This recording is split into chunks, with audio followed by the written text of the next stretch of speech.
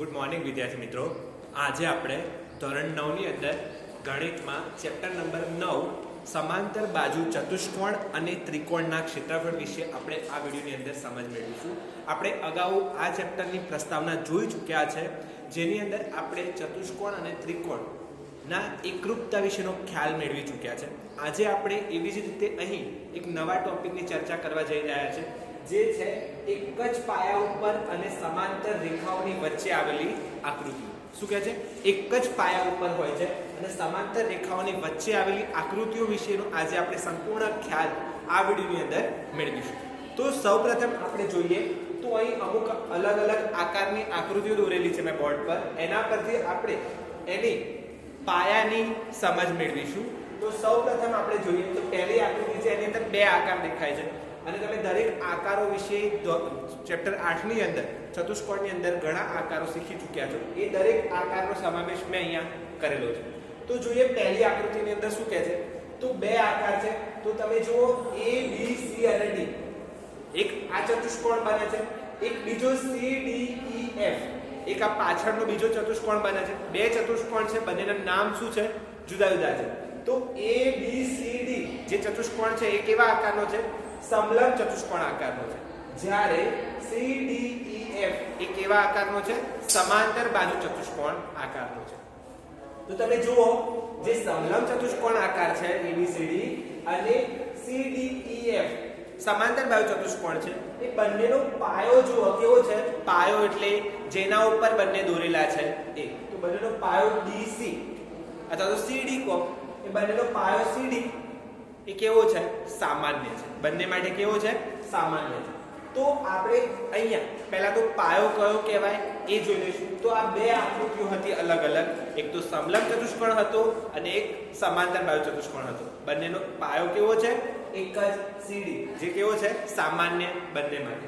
તો આને લખવું કઈ રીતે જ્યારે પૂછાય તો આકૃતિથી, તો આપણે એને આ રીતે લખીશું કે સમલંબ ચતુષ્કોણ ABCD અને સમાંતર બાજુ ચતુષ્કોણ CDEF માં એક જ બાજુ, એક બાજુ કઈ છે? DC, એક જ બાજુ સામાન્ય છે। તો બંને માટે આ એક બાજુ કેવી છે? સામાન્ય બાજુ છે। એના પરથી આપણે લખીશું, માટે આપણે કહી શકીએ કે સમલંબ ચતુષ્કોણ ABCD અને સમાંતર બાજુ ચતુષ્કોણ CDEF એ એક જ પાયા ઉપર એટલે કે DC પર આવેલા છે। તો આ બે ચતુષ્કોણ હતા અલગ અલગ, સમલંબ ચતુષ્કોણ અને સમાંતર બાજુ ચતુષ્કોણ, એ બંનેનો પાયો કેવો હતો? સામાન્ય। માટે આપણે શું કીધું કે બંને એક જ પાયા પર આવેલા ચતુષ્કોણ છે। કયો પાયો હતો? સામાન્ય DC।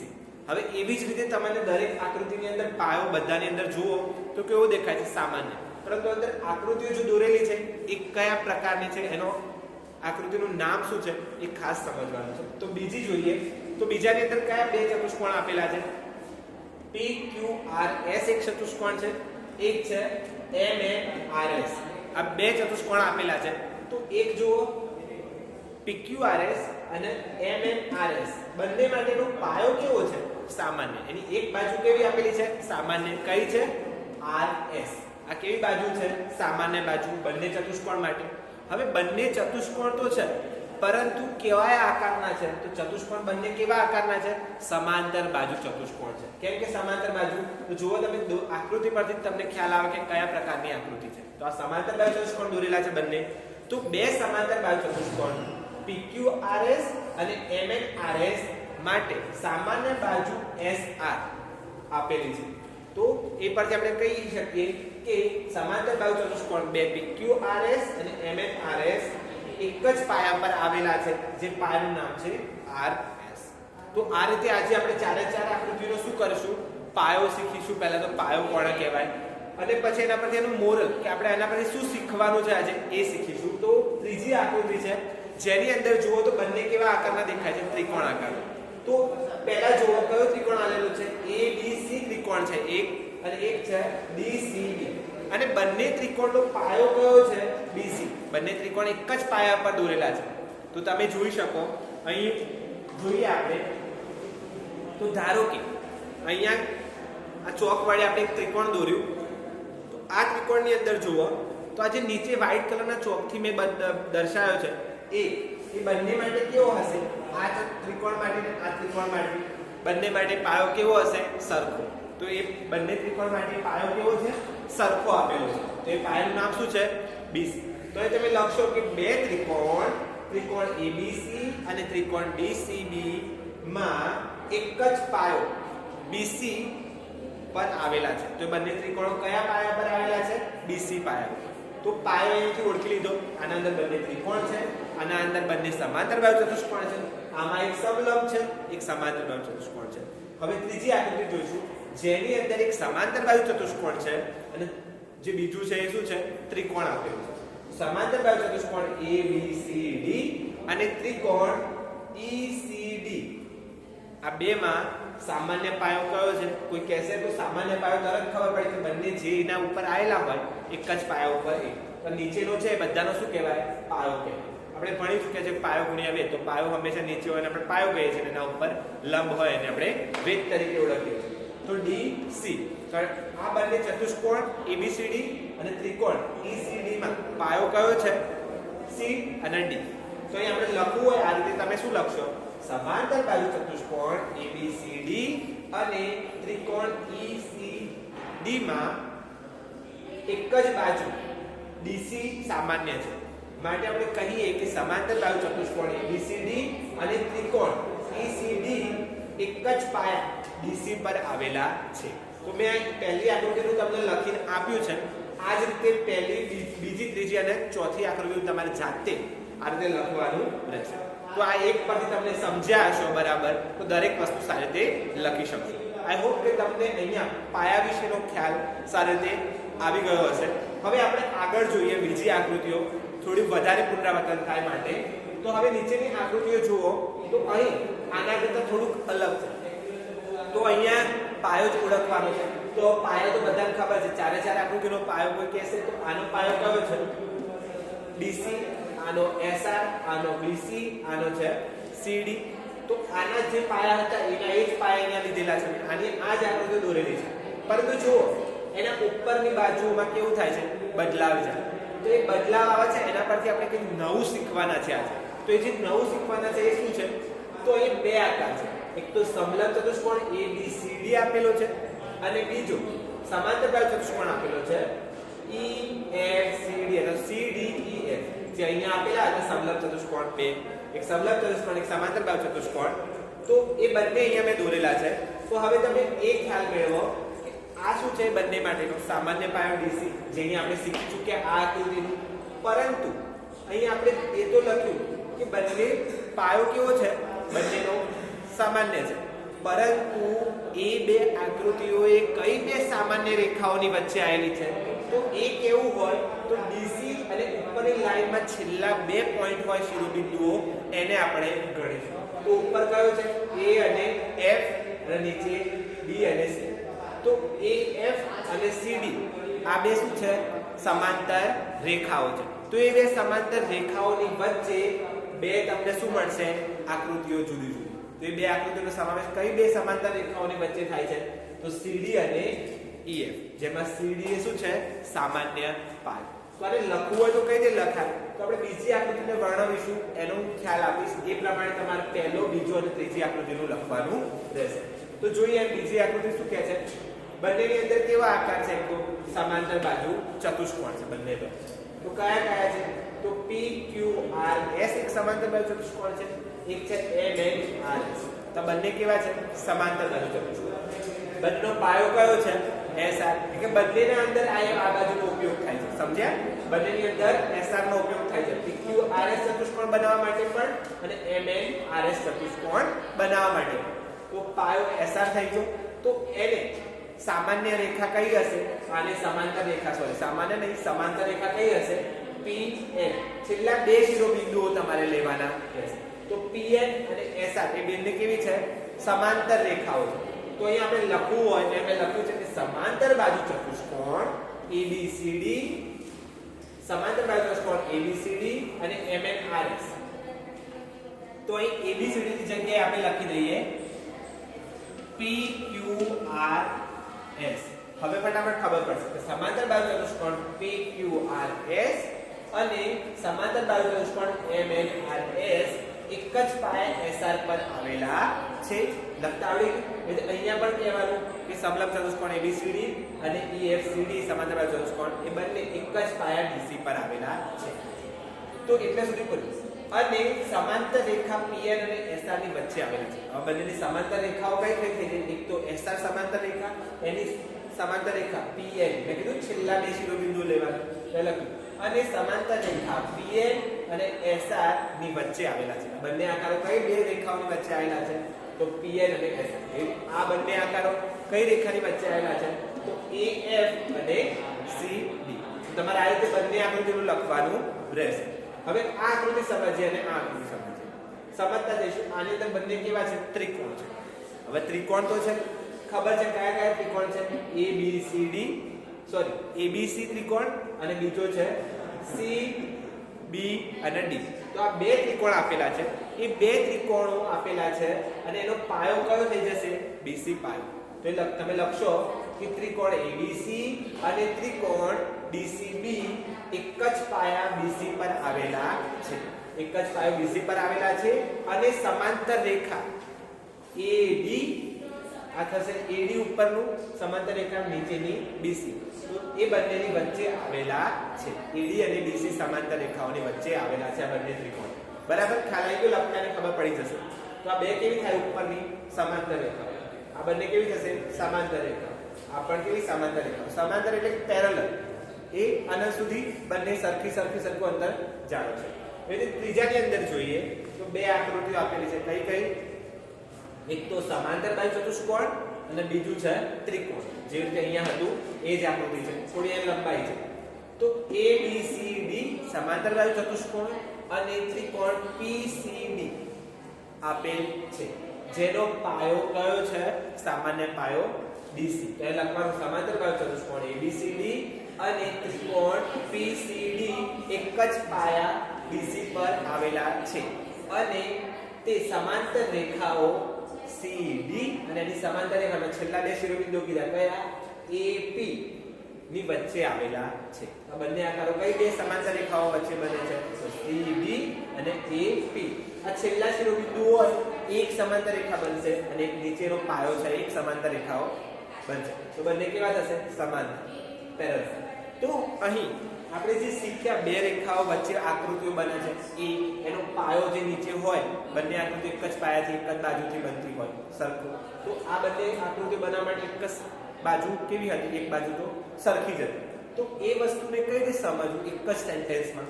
તો આટલું યાદ રાખશો તો દરેક વસ્તુ તમને ઈઝીલી આવશે. તો શું કીધું છે? જ્યારે બે આકૃતિઓનો પાયો સામાન્ય હોય, જ્યારે એક અને બે આકૃતિઓનો પાયો સામાન્ય હોય અને દરેક આકૃતિ સામાન્ય પાયાની સામેના શિરોબિંદુઓ અને દરેક આકૃતિની પાયાના સામેના શિરોબિંદુઓ D નો A અને C નો E સામેના શિરોબિંદુઓ સમાંતર કોઈ એક રેખા પર આવેલા હોય. આ સમાંતર રેખા થઈ ગઈ CD અને EF સમાંતર રેખા પર આવેલા હોય ત્યારે તે બે આકૃતિઓ એક જ પાયા પર અને સમાંતર રેખાઓની એક જ જોડની રેખા વચ્ચે આવેલી છે તેમ કહેવાય. તો બંને આકૃતિઓ છે એ એક જ પાયા DC પર અને સમાંતર રેખાઓ એક જ સમાંતર રેખા CD અને AF એક જ સમાંતર રેખાઓની જોડની વચ્ચે આવેલી હોય છે તેમ કહેવાય. આવડી ગયું સેન્ટેન્સ? તો આ આકૃતિઓ તમે બરાબર સમજ્યા હશો તો તમને દરેક વસ્તુ આવડશે. હવે છેલ્લું જોઈએ તો એવી કઈ આકૃતિઓ છે કે જેને આપણે એવું કહીએ કે સમાંતર પાયો નથી બંને માટે? તો એ જોઈશું. તો ઉદાહરણ જોઈએ તો શું કહે છે? અહીં એક ઉદાહરણ આપેલું છે. એની અંદર બે ત્રિકોણ આપેલા છે. ત્રિકોણ PQR અને ત્રિકોણ DQR એ સમાંતર રેખા L અને QR ની વચ્ચે આવેલા છે કે નહીં એવું કીધું છે. ત્રિકોણ PQR અને ત્રિકોણ DQR, ત્રિકોણ PQR અને ત્રિકોણ DQR એ સમાંતર રેખા L. આ રેખા છે જેનું નામ શું છે? L રેખા છે. અને QR એ બંનેનો પાયો શું છે? QR ની વચ્ચે આવેલા છે કે નહીં? તો આ બે ત્રિકોણો જુઓ તમે કયા કયા? PQR અને DQR એ બંને બે સમાંતર રેખાઓ લઈ લો. કઈ QR અને એક સમાંતર રેખા L. તો બેની વચ્ચે દોરેલા છે બંને. હા, તો આપણે કહીશું કે બંને એકની વચ્ચે આવેલા છે. આવેલા છે કે નહીં એવું પૂછ્યું તો આવેલા છે. તમારે એ સાબિત કરવાનું છે. હવે આપણે ક્યારે એવું કહી શકીએ જ્યારે એનો પાયો જો QR છે અને એની રેખા ઉપરની કઈ છે L, એ બંનેની વચ્ચે આકૃતિ દોરેલી છે માટે તમે કીધું કે બંને એક વચ્ચે આવેલી છે. હવે એના પછી બીજી આકૃતિ જોઈએ. અહીંયા બે સમાંતર બાજુ ચતુષ્કોણ આપેલા છે, એક EFGH અને MNGH. બંનેનો પાયો શું છે HG.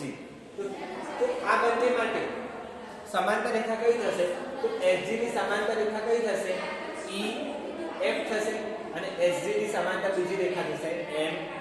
તો શું આની અંદર આપણે કહી શકીએ કે આમની સામાન્ય બાજુ તો થઈ ગઈ HG, આ બંનેનો પાયો તો થઈ ગયો HG, પરંતુ એની સમાંતર રેખા કઈ થશે તો આને તમે થોડું ઉપર લંબાવશો અહીંયાથી અહીંયા તો આ M એટલે લંબાશે તો તમે કહેશો કે EN અને SG એ બે કેવી હશે સમાંતર રેખાઓ પેરેલલ. તો અહીંયાથી એ રીતે આપણે સમજશું. બીજાની અંદર જોઈએ તો શું કહે છે ABCD અને EFCD બંનેનો પાયો શું છે BC.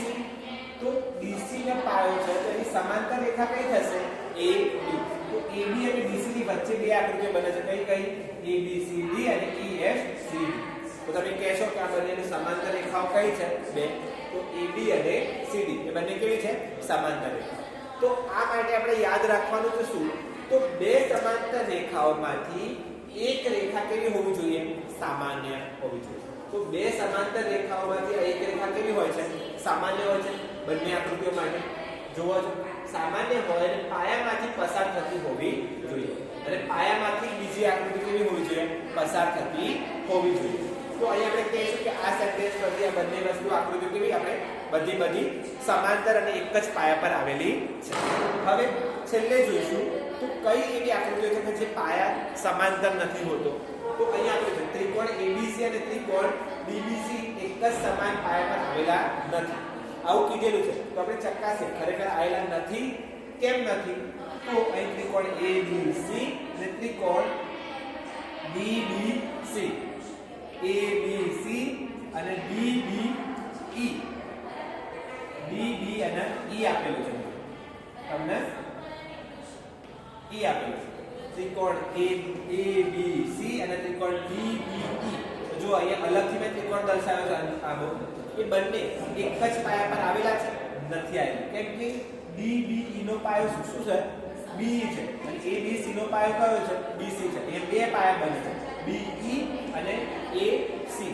તો અહીંયા તમે કહેશો કે બે પાયા હોવાથી બંને ત્રિકોણના અલગ અલગ પાયા છે સામાન્ય પાયો નથી માટે આ આકૃતિમાં સમાંતર રેખા પણ નથી અને સમાંતર પાયો નથી એટલે કે એક જ પાયો વિદ્યાર્થી કીધું ને બંને માટે કેવો હોવો જોઈએ પાયો એકરૂપ હોય સામાન્ય હોવો જોઈએ. આ આકૃતિ માટે કેવું છે પાયો સામાન્ય નથી એટલે કે બંને આકૃતિ માટે જુદો જુદો પાયો છે. આના માટે B આપેલો છે અને ત્રિકોણ ABC માટે BC પાયો આપેલો છે. બાકી દરેકમાં જો આપણે કેવો હતો પાયો સામાન્ય હતો ભલે બે આકૃતિઓ હતી. એવી રીતે બીજી જોઈએ તો ત્રિકોણ ABC અને સમાંતર બાજુ ચતુષ્કોણ PQRS નો એક જ સમાન પાયા પર આવેલા છે કે નહીં. તો આ આકૃતિઓ આની અંદર આ કેવું છે ત્રિકોણ દોરેલું છે અને PQRS કેવું છે સમાંતર બાજુ ચતુષ્કોણ. અને અહીંયા જો અહીંયાનો જે ભાગ છે એને આપણે ઉલટાઈ દેવાનો આકૃતિને આ રીતે દોરવાની છે. જુઓ આકૃતિ તમે આ આકૃતિને આ રીતે પહેલા દોરી કાઢવાની પરીક્ષામાં પૂછાય તો આ રીતે દોરી કાઢવાની. તો અંદર દોરી તમારું શું છે ત્રિકોણ. એ ત્રિકોણ કયું આપેલું છે ABC એ નામ આપી દો ABC અને ચતુષ્કોણ કયું આપેલું છે સમાંતર બાજુ ચતુષ્કોણ PQRS તો નામ આપી દો PQRS. હવે જુઓ સમાંતર બાજુ ચતુષ્કોણ PQRS અને ત્રિકોણ ABC નો પાયો જુઓ પાયો કેવો છે સામાન્ય નથી કેમ કે ત્રિકોણ ABC નો પાયો BC થાય છે અને સમાંતર બાજુ PQRS નો પાયો RS અને R છે. જ્યારે આ જ વસ્તુ ત્રિકોણ અને ચતુષ્કોણ અહીંયા આપેલા છે જો એ બંનેનો પાયો કેવો છે BC સામાન્ય જ્યારે અહીંયા બંનેનો પાયો જુદો જુદો છે માટે કહીશું કે ત્રિકોણ ABC અને સમાંતર બાજુ ચતુષ્કોણ PQRS એક જ સમાન પાયા પર આવેલા નથી. કેમ નથી આવેલા તમે કીધું કે બંનેનો પાયો કેવો છે જુદો જુદો એવી રીતે અહીંયા પણ બંને ત્રિકોણનો પાયો કેવો હતો જુદો જુદો અને આની સામાન્ય રેખાઓ જો સમાંતર રેખાઓ તો આની પીક શું થશે અને આની એસ એટલે બે શું છે સમાંતર રેખાઓ તો સમાંતર બાજુ ચતુષ્કોણમાં તો એક સામસામેની બાજુ કેવી હોય છે સમાન જ હોય છે તો આઈ હોપ કે તમે અહીંયા જે શીખ્યા આજે પાયા વિશેનો ખ્યાલ મેળવ્યો અને સમાંતર રેખાઓ વચ્ચે આવેલી બે આકૃતિઓ વિશેનો ખ્યાલ મેળવ્યો એ તમને સારી રીતે સમજ પડી હશે. અસ્તુ. જય હિન્દ, જય ભારત.